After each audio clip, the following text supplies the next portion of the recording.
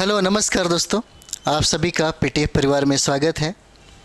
जैसा कि आज का जो करंट अफेयर्स है ये बहुत ही महत्वपूर्ण करंट अफेयर्स बन जाता है, क्योंकि पहली बार बिहार सरकार ने, अगर भारत की बात कर दिया जाए तो ठोस प्रमाण के साथ, यानी कि जब से जातीय जनगणना रिलीज हुई है और ये जातीय जनगणना का जिस तरीके से समीकरण बना है, ऐसा लग रहा था कि सिर्फ समीकरण बन के ही रह जाएगा, लेकिन इस पे गवर्नमेंट मतलब बढ़ चढ़ कर के काम कर रही है।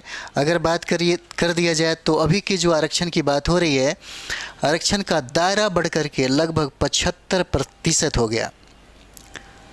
ये जो दायरा है 75% हो गया है। बिहार में आरक्षण का दायरा अब 75% हो गया है।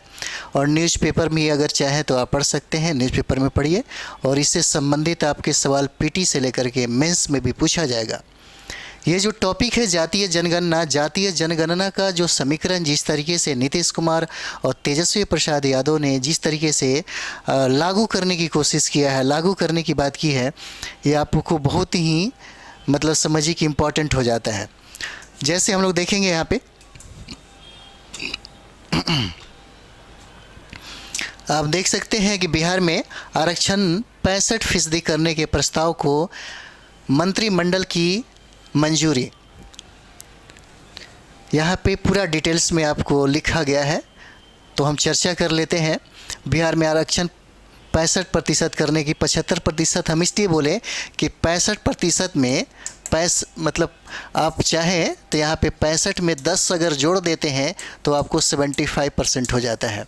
हालांकि 10% के आरक्षण को नीतीश कुमार के द्वारा बढ़ाया नहीं गया, ज्यों का त्यों रखा गया है। बाकी जितने भी मतलब कैटेगरी के जो लोग हैं उनकी आरक्षण को बढ़ाया गया आबादी के अनुसार, क्योंकि उनकी आबादी जो थी, उनकी जनसंख्या जातीय जनगणना में बहुत ही ज़्यादा दिखाया गया है, जिस तरीके से उनको आरक्षण उस एवज में नहीं दिया जाता है। यानी कि जिसकी जितनी संख्या ज़्यादा है उसकी उतनी हिस्सेदारी इसमें नहीं दिखाई गई है। और यही वजह है कि नीतीश कुमार की गवर्नमेंट ने इस सब चीज़ को पाटने का कोशिश किया है। तो आइए देखते हैं हम लोग। अगर हम लोग बिहार विधानमंडल में, यहाँ देख सकते हैं बिहार विधानमंडल में जाति सर्वेक्षण रिपोर्ट पेश करने के कुछ घंटों बाद मुख्यमंत्री नीतीश कुमार के नेतृत्व वाले मंत्रिमंडल ने मंगलवार को, अब यहाँ पे देखते हैं अनुसूचित जाति, अनुसूचित जनजाति, यहाँ पे देखिए अनुसूचित जाति, अनुसूचित जनजाति, SC ST, साथ ही अन्य पिछड़ा वर्ग और अत्यंत पिछड़ा वर्ग के लिए आरक्षण को 65% फीसदी करने का प्रस्ताव को मंजूरी दे दी गई है। बिहार विधानमंडल के चालू सत्र के दौरान इस पर सदन में विधेयक लाया जाएगा। इसे याद रखिएगा, ये बहुत इंपॉर्टेंट हो जाता है। और बिहार में जिस तरीके से पहली बार, यानी कि देश की आज़ादी के बाद पहली बार यह जातीय जनगणना बिहार में पहली बार हुआ। भारत का पहला राज्य है देश आज़ादी के बाद यह जातीय जनगणना कराने वाला। इसके पहले अगर पूर्व की बात कर दिया जाए तो ब्रिटिश ईस्ट इंडिया कंपनी के समय में पहली बार जातीय जनगणना हुआ था और वो समय था 1931। अभी जिस तरह से जातीय जनगणना हुआ है और इसका अगर ये कह सके तो अब सही तरीके से जो अंबेडकर साहब सोचा करते थे, आरक्षण की जो हित थी, आरक्षण का जो लाभ था, अब सही तरीके से आरक्षण का लाभ जो वंचित समाज के लोग हैं, जो पिछड़े समाज के लोग हैं, उनको सही तरीके से अब दिया जाएगा। तो वही कदम जो मुख्यमंत्री ने उठाया, नीतीश कुमार ने उठाया, ये भारत में पहली बार ऐसा हुआ है। और हालांकि देखा जाए तो अभी चुनाव का समय है, चुनाव का माहौल है, और चुनाव के माहौल में कहीं ना कहीं परिवर्तन दिखेगा और कहीं ना कहीं भारतीय जनता पार्टी या अन्य पार्टियां, कांग्रेस पार्टियां, जो गठबंधन पार्टियां हैं, कहीं ना कहीं इन लोगों का भी अलग तरीके से रुख हो जाएगा। तो चलिए हम लोग इसी पे बात करते हैं, हम लोग पार्टी की बात नहीं करेंगे। हम लोग ये देखते हैं कि नीतीश कुमार ने क्या क्या किया। तो इससे पहले मुख्यमंत्री ने राज्य में अनुसूचित जाति और अनुसूचित जनजाति, साथ ही अन्य पिछड़ा वर्ग और अत्यंत पिछड़ा वर्ग के लिए आरक्षण को उच्चतम न्यायालय द्वारा निर्धारित 50% की सीमा से बढ़ाकर 65% करने का प्रस्ताव रखा है। ठीक है, कहने का मतलब है कि कोर्ट ने ये भी कहा है कि 50% से ज़्यादा कोई भी राज्य आरक्षण को लागू नहीं करेगा। लेकिन यहाँ पे नीतीश कुमार ने 65% करने का प्रस्ताव रखा है। इसलिए रखा है क्योंकि इनकी मंत्रिमंडल इसे मंजूरी कर देती है तो न्यायालय भी कुछ नहीं कर सकता है, क्योंकि न्यायालय को प्रमाण चाहिए और न्यायालय के पास इनके पास पुख्ता सबूत है। जिसकी जितनी संख्या जनसंख्या है उसी हिसाब से अब मतलब समझिए कि आरक्षण देना होगा और न्यायालय भी इसको प्रूफ करेगी, क्योंकि जातीय जनगणना पहली बार हुआ है भारत में और भारत में बिहार पहला राज्य हो जाता है और इसका फ़ायदा मतलब बिहार के लोगों को मिलेगा। साथ ही साथ देश में भी अगर इसका समीकरण देखा जाए तो बहुत तीव्र गति से हो सकता है कि केंद्र सरकार भी इस पे विचार करेगी कि जातीय जनगणना एक बार करा देनी चाहिए, ताकि सभी समाज के जो पिछड़े वंचित समाज के लोग हैं, चाहे वो आर्थिक रूप से हो, सामाजिक रूप से हो, राजनीतिक रूप से हो, चाहे किसी भी रूप से हो, जो बहुत ही पिछड़ गए हैं, जो हाशिए पे हैं, जो बहुत ही समझिए कि निचले पैदान पे हैं, उनको फिर से मुख्य धारा में जोड़ने का काम किया जाएगा। तो हम लोग यहाँ पे देखते हैं, जैसे आगे हम लोग देखेंगे यहाँ पे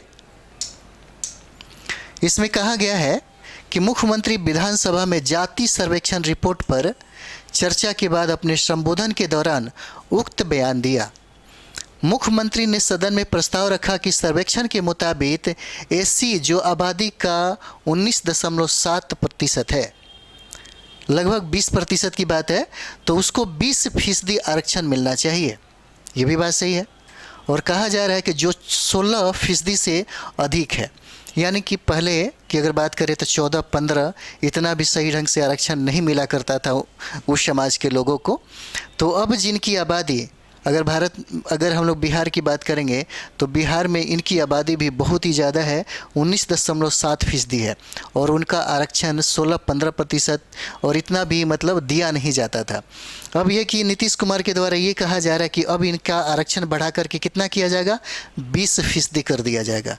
अगला हम लोग देखेंगे यहाँ पे जिनकी जनसंख्या में हिस्सेदारी यानी कि एसटी जो है, शेड्यूल ट्राइब के लोग हैं, अनुसूचित जनजाति के जो लोग हैं, उनकी जनसंख्या में हिस्सेदारी 1.7% हो जाता है। उसका आरक्षण 1% से दोगुना कर 2% किया गया है, यानी कि इनका लगभग 1.7 यानी कि 2% के अराउंड में इनकी जनसंख्या है, लेकिन इनको आरक्षण मात्र 1% ही दिया जाता था। अब आरक्षण को बढ़ा करके 2% करने की बात नीतीश कुमार ने कहा है।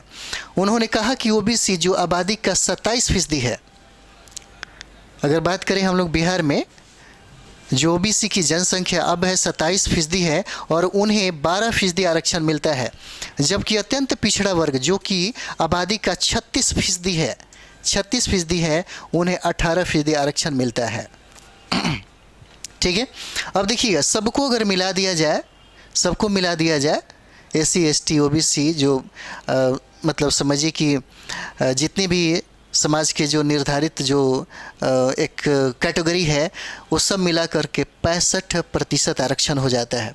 और 65% का आरक्षण जो है यानी कि एससी एसटी ओबीसी लोगों के आरक्षण को बढ़ा दिया गया।